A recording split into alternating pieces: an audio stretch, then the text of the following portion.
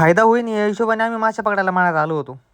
पण फायद्याच्या जागा आमचा डायरेक्ट 200 रुपयाचा लॉस झाला आहे. कारण 200 रुपयाचं पेट्रोल आम्ही फुकट वाया घातलं. तसं आम्ही जिथं राहतो ते आमचं गाव चांगलं मोठं पण आहे आणि चांगलं नगर जिल्ह्यात फेमस पण आहे. आणि त्याचं नाव आहे लोणी, जे राहत्या तालुक्यात येतं आहे. तर लोणीहून एका मित्राला घेऊन आपण निघलो आमच्या मळ्यात. आता तो गाडी चालवायला नाही म्हणत होता आणि यायला पण नाही म्हणत होता, पण जबरदस्ती त्याला घेतलंय ना आता चाललोय आम्ही आमच्या गावाकडं. मळ्यात आल्यानंतर म्हणलं आता गाडी घेऊन जाण्यापेक्षा आपण जाऊ सायकल घेऊन. आता हे 1857च्या सायकलीचे ब्रेक पण नीट नाहीत. आता देव जाणे आमचे पोरं कसे काय चालवतात याला. आता हे आमच्या तळ्याचं लोकेशन नेमके आमच्या एका वावराजवळ आहे. या तळ्याच्या लोकेशनपासून आमचं एक वावर एकदम जवळच आहे आणि त्याच्यातून आताच नवीन झालेला पाठ गेलेला आहे. म्हणून थोडं आता पाण्याची टंचाई कमी झाली आमची. आता ह्या मॅडम आमच्या अगोदरच निघलेल्या होत्या, पण यांच्या सायकलचा ब्रेक न लागण्या कारणाने या डायरेक्ट डाळिंबाच्या बागात घुसल्या होत्या. सगळं क्रॉस करून आम्ही आता डायरेक्ट पिठाचे गोळे घेऊन आम्ही डायरेक्ट आलो तळ्यावर.